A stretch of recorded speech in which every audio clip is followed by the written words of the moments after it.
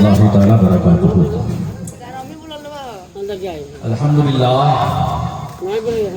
अल्हम्दुलिल्लाहिल्लज़ी अफ़ज़लल अख़लाक़ वल अर्दीन वस्सलातु अला मन काना नबिय्युन व आदमु बैनल माइ वत्तीन। फ़क़द क़ालल्लाहु तबारक व तआला फ़िल क़ुरआनिल मजीद वल फ़ुरक़ानिल हमीद। फ़अऊज़ु बिल्लाहि मिनश शैतानिर रजीम। बिस्मिल्लाहिर रहमानिर रहीम। लइन शकरतुम लज़ीदन्नकुम इन कफ़रतुम इन्न अज़ाबी लशदीद। आमन्तु बिल्लाहि सदक़ल्लाहुल अलीयुल अज़ीम व सदक़ रसूलुहुन नबियुल अमीनुल मतीनुल मुबीनुल करीम व नहनु अला ज़ालिका लमिन शाहिदीन व शाकिरीन वल्हम्दुलिल्लाहि रब्बिल आलमीन। बिरादरान इस्लाम, खुतबे मसनूना के बाद जिस आयत करीमा की तिलावत करने का शरफ हासिल किया हुआ, तर्जमा करने से कबल हम और आप मिलकर बारगाह रिसालत में अक़ीदत व मोहब्बत के साथ दुरूद शरीफ का नज़राना पेश करें और बावाज़ बुलंद पढ़ें। अल्लाहुम्मा सल्ली अला सय्यदना शफ़ीअना हबीबना मौलाना मुहम्मदिन बारिक वसल्लिम सल्लु अलैहि सलातु सलामुन अलैका या रसूलल्लाह सल्लल्लाहु तआला अलैहि वसल्लम। एक बार दरूद और रसूल आले रसूल पर पढ़ लिया जाए। अल्लाहुम्मा सल्ली अला सय्यदना शफ़ीअना हबीबना मौलाना मुहम्मदिन बारिक वसल्लिम सल्लु अलैहि सलातु व सलामुन अलैका या रसूलल्लाह सल्लल्लाहु तआला अलैहि वसल्लम। मेरे मोहतरम, किसी शायर ने कहा था कि ज़माना तूफ़ान उठा है लेकिन जहां रज़ा का गुलाम होगा।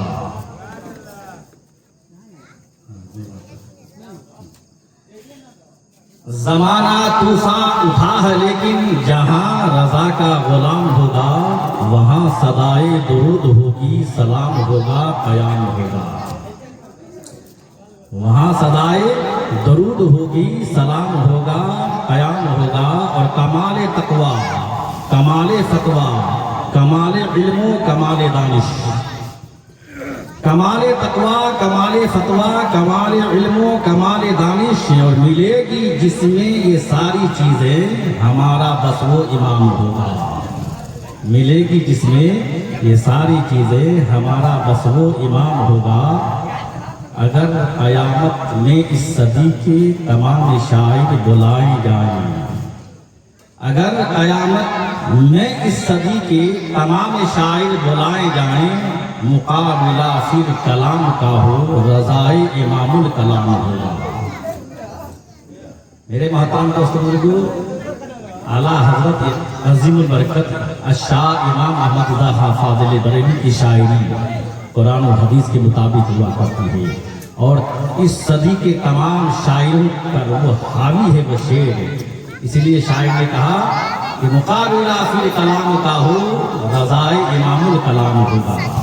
मेरे मोहतरम दोस्तों, बहुत खुशी की बात है कि जनाब मुस्लिम साहब के साहबजादे जनाब तस्लीम, जनाब वसीम और दीगर फारूक लोग की मेहरबानी से अल्लाह ने बहुत सारी नेमतें अता फरमाई, नेमतें अता फरमाई। और जिस मकसद से ये प्रोग्राम रखा गया है कि अल्लाह ने वो नेमत दिया तो उस नेमत का शुक्रिया अदा कर रहे हैं। मेरे मोहतरम, घर बनाना भी क्या नेमत है, और औलाद अल्लाह देता है वो भी नेमत है, रोजी देता है ये भी नेमत है। ये अल्लाह ने सही सलामत जिस्म अता किया ये भी नेमत है। आप जब सूरे रहमान पढ़ेंगे उसमें आता है ना, बार बार आता है फबी अय्यि आलाइ रब्बिकुमा तुकज़्ज़िबान, फबी अय्यि आलाइ रब्बिकुमा तुकज़्ज़िबान। इसका तर्जुमा ये हुआ कि अल्लाह की कौन कौन सी नेमतों को तुम झुठलाओगे, कौन कौन सी नेमतों को झुठलाओगे। मेरे मोहतरम दोस्तों को ये देखो, जितनी चीजें जमीन आसमान अल्लाह ने दिया है सब बंदों के लिए दिया, ये भी नेमत है। हवा, पानी, आग, मिट्टी, पहाड़, समंदर, जितने भी अल्लाह ने दिया सब उम्मत के लिए, बंदों के लिए नेमत है। और मेरे महबूब के सदक़े में मिला, मेरे महबूब के सदक़े में मिला। और अगर महबूब ना आते तो कुछ भी ना होता। इसीलिए इस महबूब की हमें तकलीद करनी है, इस महबूब के मुताबिक हमें जिंदगी गुजारनी है।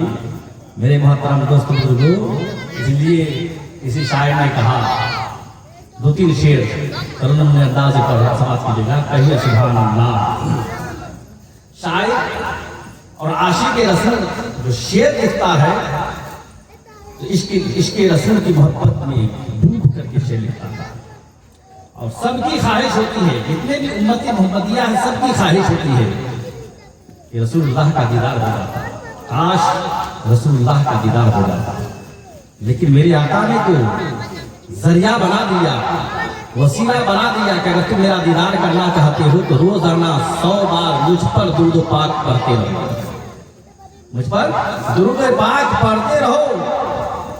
आज नहीं तो कल, कल नहीं तो कहीं जिंदगी में कभी भी मेरा दीदार कर लेगा।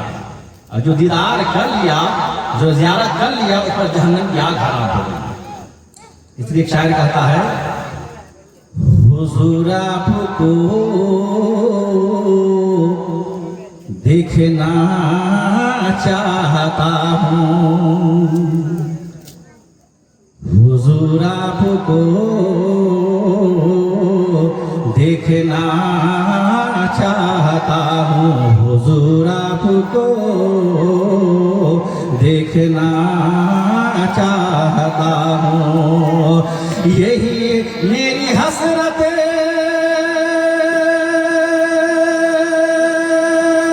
यही है तमन्ना, हुजूर आपको देखना चाहता हूँ, हुजूर आपको देखना चाहता हूँ।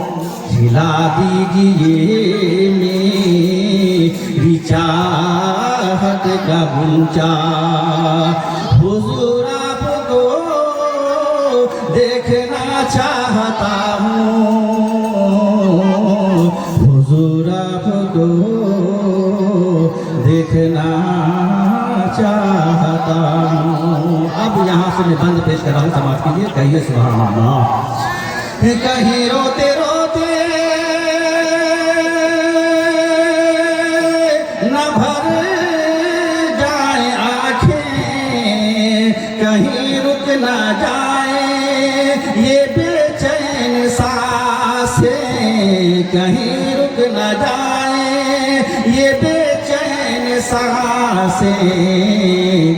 उठा दीजिए अपने चेहरे से पर्दा, हुजूर आपको देखना चाहता हूँ, हुजूर आपको देखना चाहता हूँ, हुजूर आपको देखना चाहता हूँ। और ये भी बंद पेश करा हूँ सब। सरे हशर तशरीफ लाओगे लेकिन लहद में भी जलवा दिखाओगे लेकिन, सरे हशर तशरीफ लाओगे लेकिन लहद में भी जलवा दिखाओगे लेकिन, लहद में भी जलवा दिखाओगे लेकिन। निकलने से पहले मैं अपना जनाजा, निकलने से पहले मैं अपना जनाजा, हुजूर आपको देखना चाहता हूँ, हुजूर आपको देखना चाहता हूँ। और आला हज़रत की क्या तमन्ना थी, आशिक रसूल, जबरदस्त आशिक रसूल। यही आला हज़रत के दिल का था नारा, यही हम गुलामों का भी है तमन्ना, यही हम गुलामों का भी है तमन्ना। दीजिए पर्दा, दिखा दीजिए चेहरा, हुजूर आपको देखना चाहता हूँ, हुजूर आपको देखना चाहता हूँ। ये तो इंसान है, ये तो उम्मत मोहम्मदिया है कि मोहम्मद सल्लल्लाहु अलैहि वसल्लम को देखना चाहता है, उनकी ज़ियारत करना चाहता था। एक जानवर भी रसूल की बारगाह में आकर के सलातो सलाम पढ़ता ज़ियारत करना चाहता है, और एक सांप भी, अल्लाह अकबर, जो मेरे आका हिजरत करके मदीना जा रहे थे, साथ में अबू बकर सिद्दीक है, साथ में अबू बकर सिद्दीक है। गारे सौर, एक पहाड़ है गारे सौर, उसी गार में जाकर के आराम फरमा रहे हैं। इससे पहले सिद्दीक अकबर ने कहा, हुजूर आप बाहर बैठे, मैं गार के अंदर जाता हूँ, पूरा साफ कर देता हूँ, तब आप तशरीफ ले आएंगे। मेरे मोहतरम सिद्दीक अकबर यारे गार अंदर जाते हैं, जंगल को साफ करते हैं, और जितने भी सुराख है तमाम सुराख को अपने पगड़ी से अमामा को फाड़ कर बंद कर देते हैं, कपड़ा खत्म हो गया, एक सुराख रह गया, तो सिद्दीक अकबर ने हुजूर को बुलाया, कहे ऐसे हुजूर चलिए आराम फरमाइए। और सिद्दीक अकबर ने अपनी अंगूठे को उस सुराख में रख दिया, और हुजूर अब सिद्दीक की टांग पर आराम फरमा रहे हैं। तो मैं वही शेर का शराब, कहिए सुभान अल्लाह। कहा सांप ने गार में अबू बकर से, अंगूठा हटाओ मैं आऊं किधर से, अंगूठा हटाओ मैं आऊं किधर से, तड़प है ज़ियारत की है मेरे आका, हुजूर आपको देखना चाहता हूँ, हुजूर आपको देखना चाहता हूँ। 570 साल तक वो सांप उस गार में आराम फरमा रहे थे कि हुजूर इस गारे सौर में आएंगे और मैं आका का ज़ियारत करूंगा। लेकिन जब अंगूठा रख दिया तो मजबूरी में जो है सांप ने डंक लगा दिया, पैर हटाया, सांप निकला, मुस्तफा की ज़ियारत किया और बाहर निकल गया। सुभान अल्लाह। वही सांप जब बाहर निकल रहा है तो क्या कहा शायर, कहिए सुभान अल्लाह। अबू बकर से कहा माजरा चढ़ रहा, सांप क्या करा, माजरा चढ़ रहा है। अबू बकर से माजरत चाहता हूँ, निकलते ही बाहर यही सांप बोला, निकलते ही बाहर यही सांप बोला, अरे अंगूठे में इसे वास्ते मैंने काटा, हुजूर आपको देखना चाहता हूँ, हुजूर आपको देखना चाहता हूँ। आखिरी शेर पे सुभान अल्लाह। अब एक साहबी रसूल मदीने में आते हैं, नाबीना है, क्या है नाबीना, क्या उसकी ख्वाहिश है? शायर कहता है, मदीने में तशरीफ लाए सहाबी, अरे मदीने में तशरीफ लाए सहाबी, कहा बस यही एक तमन्ना है मेरी, कहा बस यही एक तमन्ना है मेरी, मैं नाबीना हूँ मुझको कर दीजिए बीना, हुजूर आपको देखना चाहता हूँ, हुजूर आपको देखना चाहता हूँ। मेरे मोहतरम दोस्तों, इसीलिए सबकी ख्वाहिश तमन्ना होती है और नाबीना साहब रसूल हैं, अर्ज करते हैं या रसूलल्लाह मैं नाबीना हूँ, मुझको बीना कर दिए ताकि मैं आपके चेहरे अनवर की ज़ियारत करूँ, मैं आपके चेहरे अनवर की ज़ियारत करूँ। इसीलिए मेरे आका ने तरीका बता दिया, गुलामों को रास्ता बता दिया कि तुम भी अगर मेरी ज़ियारत करना चाहते हो तो रोज़ाना 100 मरतबा सोते वक्त दुरूद शरीफ का नजराना मेरी बारगाह में पेश कर दो। आज नहीं तो कल, कल नहीं तो परसों तो मेरा दीदार कर लेगा, मेरी दीदार कर लेगा, मेरा ज़ियारत कर लेगा। मेरे मोहतरम दोस्तों बुजुर्गों, इसलिए हम लोग मुस्तफ़ा जाने रहमत सल्लल्लाहु अलैहि वसल्लम का जिक्र करते हैं और जिक्र मुस्तफ़ा की खुशी भी मनाते हैं। हम मिलाद रसूल भी करते हैं और मिलाद रसूल के लिए खुशी का एहतमाम भी करते हैं। और हमारे सामने खुशी के बहुत सारे मौके आते हैं और हर मौका पर हम खुशी का इजहार करते हैं। बच्चा की पैदाइश पर अकीका करना भी एक खुशी है, शादी के मौके पर वलीमा करना भी एक खुशी है, मकान बनाना भी एक खुशी है, औलाद की वलादत हो जाती है उसके मौके पर खुशी मनाना भी है। इसलिए कि इसको निस्बत है रसूल की सुन्नत से, इसको निस्बत है रसूल की सुन्नत से।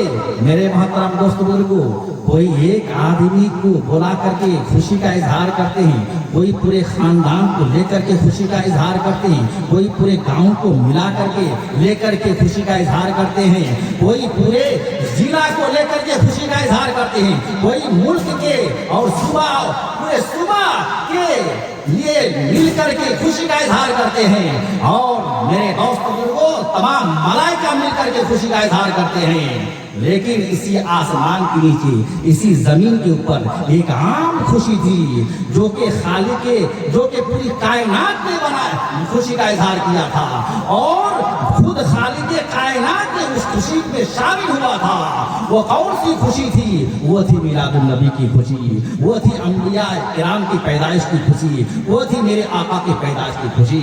इसीलिए एक शायर कहता है, तेरा मिलाद हर फितने बातिल की वफात, तेरा मिलाद है हर फितने बातिल की वफात, आसरे ताजा की वलादत की। मेरे दोस्तों को मिलाद नबी के माना ही हुआ नबी की पैदाइश की खुशी, मैंने नबी की पैदाइश की खुशी। मेरे मोहतरम दोस्तों को इसलिए मेरे नबी की खुशी का जमाना कैद के साथ आजाद है। जिस तरह मेरे नबी की खुशी का जमाना कैद से आजाद है, उसी तरह मिलाद नबी का जिक्र भी कोई महदूद नहीं है। इसलिए तो मेरे आका इरशाद फरमाते हैं, अव्वलु मा खलक़ल्लाहु नूरी व कुल्लुल खलाइक़ मिन नूरी व अना मिन नूरिल्लाह। रसूल फरमाते हैं कि अल्लाह ने सबसे पहले मेरे नूर को पैदा किया और फिर उसी नूर से अल्लाह ने सारी कायनात को पैदा किया और मैं अल्लाह का नूर हूँ और मैं अल्लाह का नूर हूँ। अब इस नूर से जो इनकार करेगा यकीनन दोस्तों उसको गुमराह है। क्या है? गुमराह है, यानी बदअकीदा है। इसलिए जब मेरे आका ने इरशाद फरमा दिया, अव्वलु खलक़ल्लाहु मिन नूरी व अना अव्वलु मा खलक़ल्लाहु नूरी व कुल्लुल खलाइक़ मिन नूरी व अना मिन नूरिल्लाह। अल्लाह ने सबसे पहले दुनिया को बनाने से पहले, जमीन व आसमान को बनाने से पहले, 18,000 मखलूक को बनाने से पहले अल्लाह ने सबसे पहले मेरे नूर को पैदा किया और उसी नूर से सारी कायनात को पैदा किया और मैं अल्लाह का नूर हूँ। मेरे दोस्तों, इसीलिए इस हसीन मिलादुन नबी के मौके पर आलम खुश था, खालिक आलम खुश था, लेकिन शैतान गमगीन था। और आज जिक्र नबी के मौका पर रहमान वाले खुश हैं, नबी वाले खुश हैं, लेकिन शैतान वाले गमगीन हैं। इसीलिए रहमान वाले रहमान की सुन्नत अदा करते हैं और शैतान वाले शैतान की सुन्नत अदा करते हैं। सुल्तान जहां महबूबे खुदा, तेरी जिक्र रिफत क्या कहना, हर शय पे लिखा है नाम तेरा, तेरी जिक्र की रिफत क्या करना। मेरे मोहतरम दोस्तों को बहरहाल पुराने मुकद्दस में जगह जगह खुशी का इजहार, निमतों का चर्चा करने के लिए अल्लाह ने जगह जगह बयान फरमाया है, जगह जगह बयान फरमाया है। मेरे मोहतरम दोस्तों बुजुर्गों, मेरे आका सर्वे कायनात सल्लल्लाहु अलैहि वसल्लम का इखलाक, जहां इखलाक की बारी आई तो इखलाक पेश किया, अरे नारायण चक में होता है, और जहां मोजज़ा दिखाने की बारी आई तो मोजज़ा दिखाया, जहां इल्मे गैब की बात आई तो इल्मे गैब दिखा करके इस्लाम को फैलाया, इस्लाम की तबलीग किया।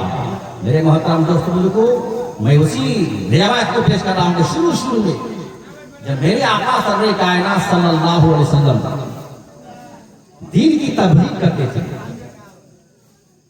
एक का दुक्का आदमी इस्लाम में दाखिल होते थे, एक का दुक्का। और कौन लोग? गरीब लोग, गुलाम लोग, कमजोर लोग, अमीर लोग नहीं, मालदार लोग नहीं, गरीब लोग पहले इस्लाम में दाखिल हुआ। कमजोर लोग, गुलाम लोग, धीरे धीरे इस्लाम चलने लगा, बढ़ने लगा, तो मेरे मोहतरम अबू जहल घबरा गया। अबू जहल घबरा गया। अल्लाह, अबू जहल का असल नाम क्या है? अबू हकम, हिकमतों का बाप। अल्लाह, अबू जहल घबरा गया कि अगर इसी तरह रहा तो मोहम्मद का दीन बहुत फरोग होता हुआ चला जाएगा, फिर हमारे दीन की खबर गिरी नहीं है, हमारे बाप दादा की दीन की खबर गिरी नहीं है। इसलिए उन्होंने एक लेटर लिखा, एक खत लिखा यमन। कहाँ खत लिखा? यमन। मेरे मोहतरम दोस्तों को किसके पास? हबीब यमनी के पास। कहा अल्लाह तबारक व तआला ने आपको बड़ी दौलत से नवाजा, हशमत से नवाजा है, हिम्मत से नवाजा है, और मक्के वालों पर बड़ा आपका एहसान है। और मोहम्मद वह एक नया दीन लेकर आ गया, मोहम्मद एक नया दीन लेकर आ गया। अगर और उसकी दीन का फरोग बड़ी तेजी से चल रहा है, अगर ऐसा ही रहा तो फिर हमारे दीन की खबर नहीं है। इसलिए तुम लेटर खत पढ़ते ही मक्का पहुंच जाओ। मेरे मोहतरम दोस्तों बुजुर्गों, हबीब यमनी अबू जहल का करीबी था। खत पढ़ा, फौरन वहां से रवाना हुआ। 2-4 दिन के बाद तशरीफ आया, अबू जहल के पास आया। अबू जहल ने सारी बातें बता दिया, सारी बातें यहाँ का बता दिया। कहा कि ठीक है। अभी यमनी ने कहा कि ठीक है, मैंने तुम्हारी बात को सुन लिया, तुम्हारी बात को सुन लिया, जरा मोहम्मद अरबी की बात को सुन लो क्या कहते हैं। अबू जहल तो घबरा गया, लेकिन बोल नहीं पाया, बोल नहीं सका। मेरे मोहतरम दोस्तों बुजुर्गों, अब हबीब यमनी ने रसूल की बारगाह में खबर पहुंचाई कि मैं यमन से आया हूं और मैं आपसे मुलाकात करना चाहता हूं, मैं आपसे मुलाकात करना चाहता हूं, फलां जगह हम बैठे हैं। मेरे आका जैसे ही ये पैगाम सुनते हैं, अपने गारे यार हज़रत अबू बकर सिद्दीक़ को साथ लेते हैं और उनकी महफिल में आते हैं।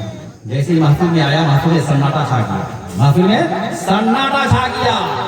अब किसी में बोलने की ताकत नहीं, अब किसी में गुफ्तगू करने की ताकत नहीं, सब खामोश है, सन्नाटा छाया हुआ है महफिल में। मेरे मोहतरम दोस्तों बुजुर्गों, आखिरकार मेरे आका खुद खड़े होते हैं और अर्ज करते हैं, ऐ हबीब यमनी, बताओ तुमने मुझे क्यों बुलाया है, तुमने मुझे क्यों बुलाया है। हबीब यमनी कांपते हुए खड़ा हुआ और अर्ज किया, तो मैंने सुना है कि आप नबी होने का दावा करते हैं, अगर आप नबी हैं तो उसका दलील क्या है, उसके मुद्दई कौन है, क्या चीज है। मेरे दोस्तों बुजुर्गों, हबीब यमनी ने कहा जितने भी पैगंबर आए, जितने भी नबी आए, मोजज़ा लेकर आए, सबने मोजज़ा दिखलाया, लेकिन अगर आप नबी हैं तो आपके पास मोजज़ा क्या है, आप नबी होने का मुद्दई क्या बयान करते हैं। मेरे मोहतरम दोस्तों बुजुर्गों, मेरे आका सर्वे कायनात सल्लल्लाहु अलैहि वसल्लम ने इख्तियार दे दिया कि तुम जो चाहो मुझसे सवाल कर सकते हो। अल्लाह ने जो तुम चाहो मुझसे सवाल करो। हबीब यमनी ने कहा, अभी मेरे पास 2 बातें हैं, अभी मेरे पास 2 बातें हैं। एक तो यह कि आज चांद की 14 तारीख है और चांद पूरी शबाब में है, आप चांद को 2 टुकड़े करके दिखा दो, मैं समझ जाऊंगा आप नबी हैं। मेरे आका ने चांद की तरफ उंगली का इशारा किया, चांद 2 हिस्सों में बढ़ गया, 2 हिस्सों में तकसीम हो गया। फिर मेरे आका ने फरमाया, ऐ चांद आपस में दोनों मिल जाओ, दोनों आपस में मिल जाओ, दोनों टुकड़ा आपस में मिल गया। मेरे मोहतरम दोस्तों बुजुर्गों, इसीलिए तो नूरे वहदत का टुकड़ा हमारा नबी, नूरे वहदत का टुकड़ा हमारा नबी। मेरे मोहतरम दोस्तों बुजुर्गों, आखिरकार जब मोजज़ा देखा तो अब मेरे आका ने इरशाद फरमाया, ऐ हबीब यमनी एक बताओ कि तुम्हारी दूसरी बात क्या है, तुम्हारा दूसरा सवाल क्या है। मेरे दोस्तों बुजुर्गों, हबीब यमनी ने कहा अब तुम खुद बताओ कि वो दूसरी बात मेरे दिल में क्या है, वो दूसरा सवाल मेरे दिल में क्या है। मेरे मोहतरम आपके दिल में क्या मैं नहीं जानता, और जो अल्लाह ने नबी को इल्म दे करके भेजा है वो नबी जान जाते हैं। अरे नबी तो दूर की बात है, नबी के सदके तुफे में अल्लाह वाले जान जाते हैं, अल्लाह वाले जान जाते हैं। गौस हुआ, ख्वाजा गरीब नवाज हुआ, मखदूम सिमनानी हुआ, मखदूम बिहारी हुआ, आला हज़रत इमाम अहमद मुफ्ती आजम, जितने भी अल्लाह वाले हैं, आप दिल में क्या है, क्या लेकर आए हैं, क्या सवाल करना चाहते हैं, अल्लाह वाले बता देते हैं। वो तो नबी है, नबी है बरहक है, उनके सदके तुझे में अल्लाह वाले बन गए। मेरे मोहतरम दोस्तों बुजुर्गों, हबीब यमनी ने कहा वो दूसरा सवाल क्या है, मेरे दिल में वो दूसरी बात क्या है। मेरे आका ने बरदस्ता इरशाद फरमाया, ऐ हबीब यमनी तुम्हारे दिल में जो दूसरी बात है वो बात यह है कि तुम्हारी एक बेदस्तोपा लड़की है जो अपाहिज है, ना चल सकती है, ना बोल सकती है, ना देख सकती है, ना कुछ कर काम कर सकती है, वो पूरा अपाहिज बनी हुई है और तुम्हारे ऊपर बोझ बना हुआ है, तुम्हारे ऊपर बोझ बना हुआ है। ऐ हबीब यमनी जा, मैंने उसे शफा दे दिया, मैंने उसे शफा बख्श दिया। इतना सुनना था कि हबीब यमनी ने कहा, ऐ अबू जहल सुन लो, ऐ उतबा सुन लो, ऐ अबू लहब सुन लो, ऐ मक्के के दरो दीवार सुन लो, मैं सिद्क दिल से पढ़ता हूँ ला इलाहा इल्लल्लाहु मुहम्मदुर रसूलुल्लाह। कलमा पढ़कर इस्लाम में दाखिल हो जाते हैं और इस्लाम का सच्चा मुबल्लिग बन जाते हैं। उसके बाद वहाँ कुछ देर रह करके मेरे दोस्तों बुजुर्गों अब अपने मकान अपने मुल्क की तरफ रवाना होते हैं, यमन की तरफ जा रहे हैं। कुछ दिन के बाद 2-4 दिन के बाद जब अपना घर पहुंचा तो घर के दरवाजे पर दस्तक दिया। जब दस्तक दिया तो वही बेदस्तोपा लड़की दरवाजा खोलने के लिए आती है, जो चल नहीं सकती थी, वो देख नहीं सकती थी, काम नहीं कर सकती थी, वही बेदस्तोपा लड़की दरवाजा खोलने आती है। दरवाजा खोलती है तो फौरन पढ़ते ला इलाहा इल्लल्लाहु मुहम्मदुर रसूलुल्लाह सल्लल्लाहु अलैहि वसल्लम।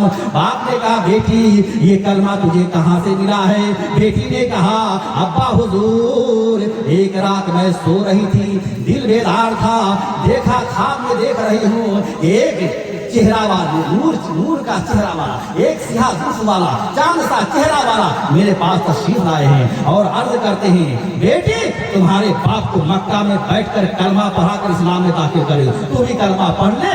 अब्बा हुजूर जैसे ही मैंने ये कलमा पढ़ा वो रूहानी और जिस्मानी दोनों सही हो गया, रूहानी और जिस्मानी दोनों सही हो गया, तंदुरुस्त हो गया।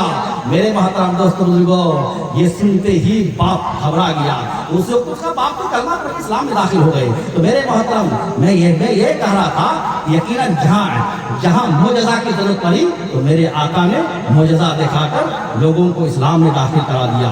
जहाँ इल्मे गैब की जरूरत पड़ी, इल्मे गैब दिखा करके इस्लाम को फरोग दिया। तो इसीलिए मेरे दोस्त बुजुर्गों, हमको तो इल्मे गैब पर ईमान है, रसूल के मोजज़ा पर ईमान है। बस हमको क्या करना है? हमको बस यही करना कि रसूल की इत्तबा करना है, रसूल की पैरवी करना है, रसूल के कौल खेल पर अमल करना है। इसलिए तो मेरे आका ने सहाबे किराम के सामने इरशाद फरमाया, ओ सहाबा, मेरे नबी ने फरमाया कि 5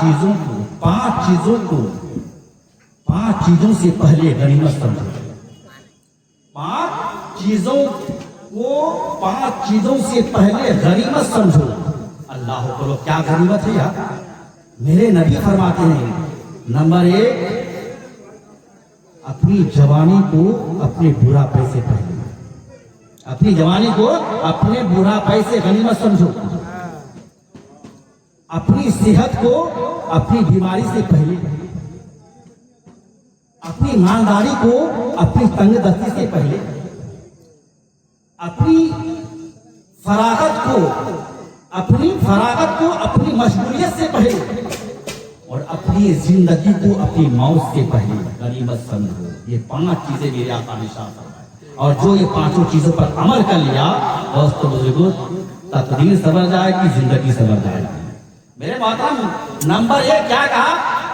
अपनी जवानी को अपने बुढ़ापे से पहले, मतलब यह है कि जवानी में जो इबादत कर लोगे, जवानी में जो आप काम कर लोगे, अच्छे अंदाज में अच्छे तरीके से नमाज पढ़ लोगे, वो बुढ़ापे में आप अदा नहीं कर पाओगे।